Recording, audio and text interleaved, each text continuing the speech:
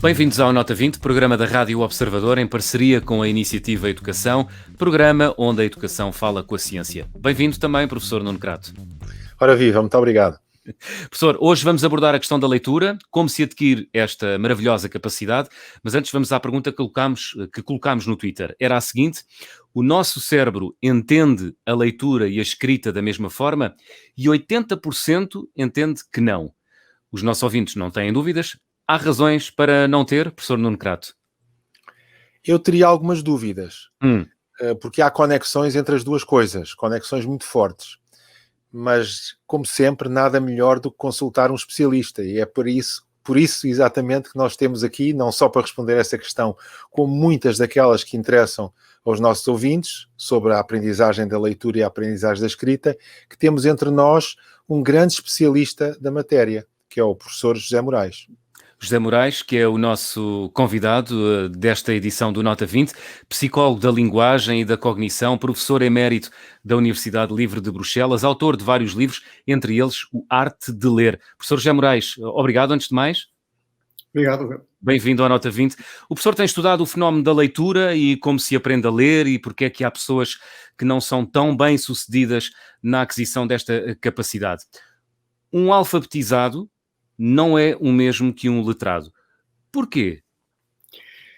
Um alfabetizado é alguém que aprendeu o sistema alfabético, simplesmente.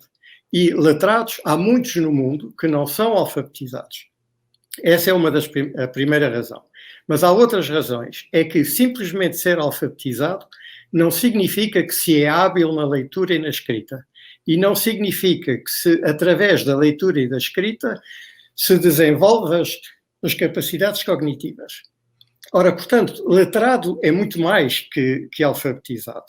E digamos que se pode considerar três coisas, três capacidades.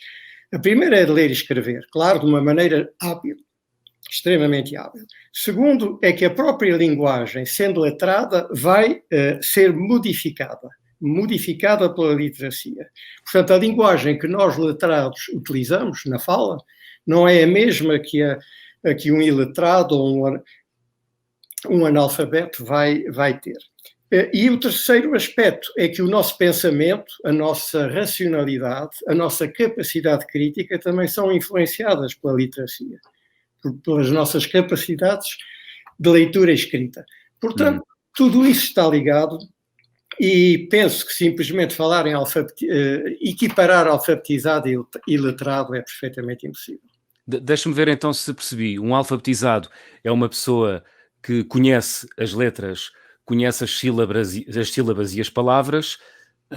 Um letrado é alguém que conhece as letras, conhece as sílabas e as palavras, ordena-as em frases de forma automática. É como um colecionador. De forma automática, exatamente. Portanto, disse a palavra correta, quer dizer, a habilidade é feita justamente dessa automaticidade. Se nós estamos a ler um livro, nós não temos a menor consciência das letras individualmente, não temos consciência dos processos que utilizamos. Portanto, tudo isso já é feito de maneira automática e inconsciente. Claro que eu posso dar atenção às letras se quiser, mas não é isso que fazemos quando lemos ou quando escrevemos. Portanto, é um caso em que o automatismo é útil, não é? Há muitos casos em educação, há muitos aspectos em educação em que é bom que as pessoas tenham uma resposta automática às coisas, não estejam a pensar em cada momento aquilo que estão a fazer. E, de facto, pelo que eu entendo, a leitura automática é a possibilidade de o leitor se concentrar não nas palavras, mas no sentido do texto. Exatamente, é isso. E quanto mais automático, maior é a facilidade de concentração no sentido do texto e, portanto, de o compreender. Exatamente. E na escrita também. Quer dizer, nós já sabemos como é que se escrevem as palavras, não estamos ali a tentar construir a palavra. Por exemplo, a maior vem diretamente do nosso léxico ortográfico. Os cognitivistas... Estou, por exemplo, a pensar professor José Moraes, estou a pensar, por exemplo, na maior palavra da língua portuguesa, anticonstitucionalissimamente. Quando a dizemos ou quando a escrevemos, ninguém está a pensar letra a letra, não é? Nem a ler nem a escrever. Infelizmente não escrevemos muitas vezes essa palavra. Mas há aqui uma coisa interessante, que é, eu não sei se tenho ouvido muitas vezes essa palavra, mas não tenho dúvidas que a conseguiria escrever. Mas não tenho dúvidas que a conseguiria escrever porque percebo o que é anti, percebo o que é constitucional e percebo o que é mente. Portanto, eu faria aqui uma pergunta ao nosso convidado. A percepção destas coisas na língua é importante para a escrita e para a leitura? É extremamente importante, mas também é a leitura e a escrita que vão conduzir ao desenvolvimento dos nossos conhecimentos morfológicos. Isto chama-se morfologia. Chama-se morfologia da palavra, isto, não é? Exatamente, é isso. Pois. E a morfologia é extremamente importante, o conhecimento da morfologia, para desenvolver as capacidades, digamos, os níveis hábeis de leitura e escrita. Mas tudo isso deve ser pensado como uma interação. Não se pode dizer é a leitura e a escrita que vai desenvolver o conhecimento morfológico ou vice-versa. São as duas coisas que interagem. Ou seja, é muito importante, de facto, para a leitura e a escrita e para atingir. Não é necessário, digamos, alguém que não tem conhecimento morfológico será capaz de ler e escrever como alfabetizado, não mais do que isso. Portanto, faz todo o sentido. Vai ter necessariamente de intervir e de ser, digamos, ativado até de maneira inconsciente nos níveis mais elevados da literacia, não? Em conclusão, se eu percebi bem, portanto, faz todo o sentido, mal ultrapassada aquela primeira fase de percepção das letras individuais e de juntar as letras, faz todo o sentido trabalhar a morfologia das palavras. Ou seja, é uma coisa que desde pequeno se deve fazer? Ou Faz imenso sentido, ao ponto de que uma hipótese que está sendo considerada com muita atenção agora nestes domínios é a possibilidade de ajudar as crianças disléxicas, dando-lhes, através digamos, da aprendizagem da morfologia e de exercícios morfológicos, porque isso pode ajudar a compensar as dificuldades que os disléxicos têm, digamos, na manipulação das correspondências grafema-fonema e fonema-grafema. Ajuda-os a ultrapassar essa condição que eles têm, não é? Exatamente. E até a desenvolver intuitivamente mecanismos quase de proteção, diria. Mais ou menos proteção. Eles não têm consciência disso, para proteger-se, penso eu, mas encontram, quer dizer, eles podem de certo modo encontrar soluções também. É isso. Eu tive a ocasião de testar, há muitos anos já, um economista, jovem economista, tinha feito a universidade, na universidade em que eu estava, e ele tinha uma pequena empresa, aliás, portanto ele era licenciado em Ciências Económicas, e tinha uma pequena empresa, e ele queixava-se de ser disléxico, e nós testávamos, e de facto verificámos que ele conseguia ler muitas palavras mesmo assim. Não era tão mau como parecia, mas, por exemplo, com pseudopalavras, quer dizer, sequências de letras que poderiam ser palavras, mas que não têm significado, não fazem parte da língua, neste caso da língua francesa. Ora bem, isso ele tinha muita dificuldade.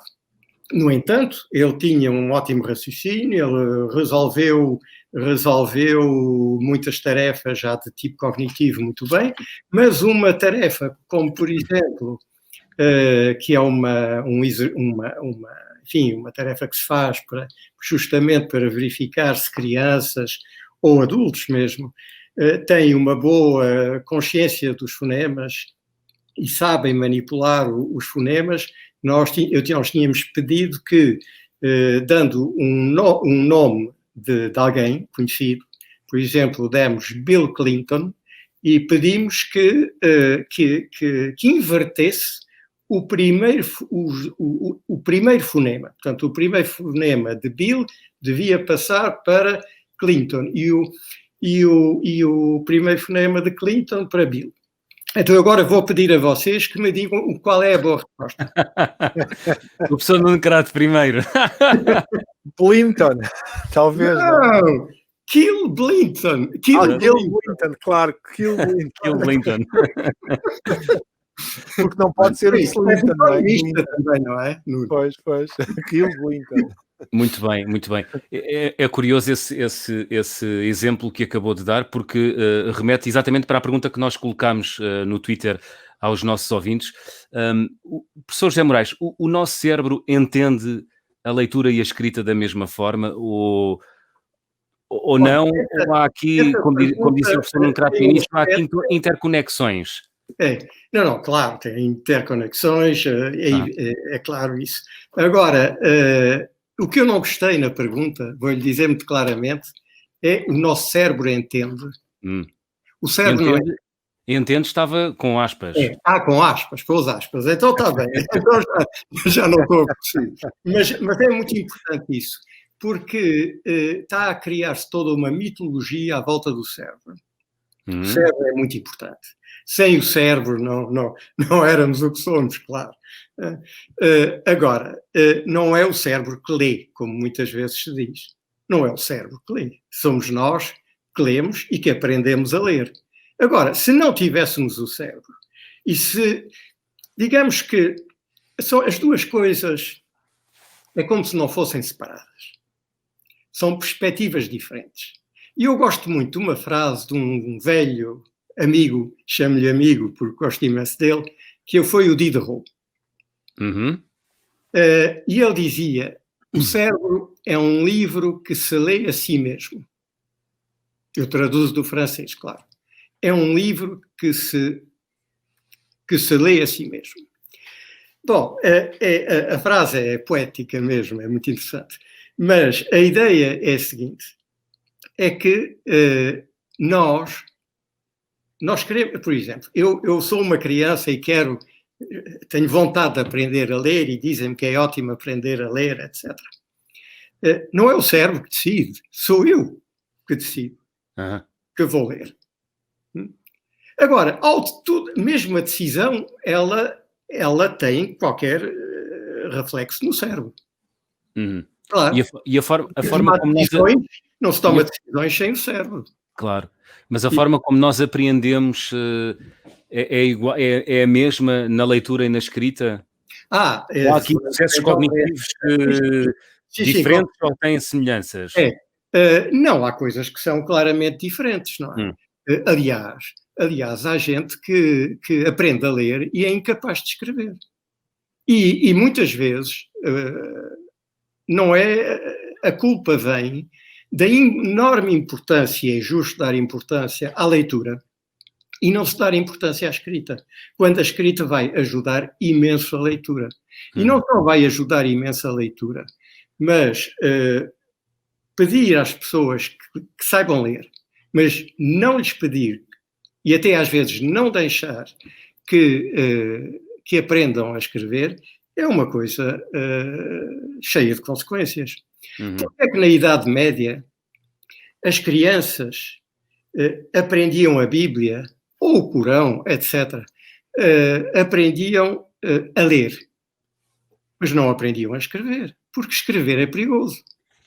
Escrever dá uma força, dá um poder. E isso acontece. O que é que o Lutero fez? O Lutero, enfim, foi uma das coisas a que ele prestou atenção, porque justamente ele estava contra o poder da Igreja. Portanto, ele queria que as crianças aprendessem a escrever também. É quase aí há uma boa notícia que eu vos posso dar, que é o seguinte: no nosso programa de A a Z, que é o programa de apoio aos jovens que estão com grande dificuldade em leitura, mal é passado que são passados os primeiros momentos, em todas as sessões eles leem e escrevem. E escrevem não é só escrever, é escrever à mão, e recomenda-se que seja escrito à mão, que é um assunto que eu julgo que também tem sido muito discutido, que são as vantagens de escrever à mão. É verdade sim, isso? É vantajoso escrever à mão, mas agora eu pego naquilo que o Nuno disse para dizer o seguinte, que nós publicámos em 2018 um artigo em que relata o trabalho que fizemos com mulheres portuguesas. Eu não sei se não se leste este artigo, ou se tens conhecimento dele. Eu sim, tenho conhecimento. E ele, o que nós fizemos foi pegar em 8 mulheres que conseguimos convencer de origem cigana, mas falavam português, portanto, na sociedade portuguesa, só que nunca tinham estado na escola, não eram capazes de ler uma única palavra, demos muitas palavras, não liam nada, e não conheciam as letras todas. Conheciam algumas letras, mas era tudo. E o que nós fizemos foi um curso de 82 horas, durou 3 meses, não pode ser mais, porque não havia condições para isso. E entre as 8, uma tinha grandes problemas, mais do que psicológicos, neurológicos, questões de droga, etc. Mas entre as outras 7, as 4 delas chegaram a níveis de leitura bastante importantes. E os níveis de escrita eram inferiores, mas isso é normal. E o que é importante é que elas sentiram a relação entre as duas coisas. E desde o princípio, dávamos as letras escolhidas.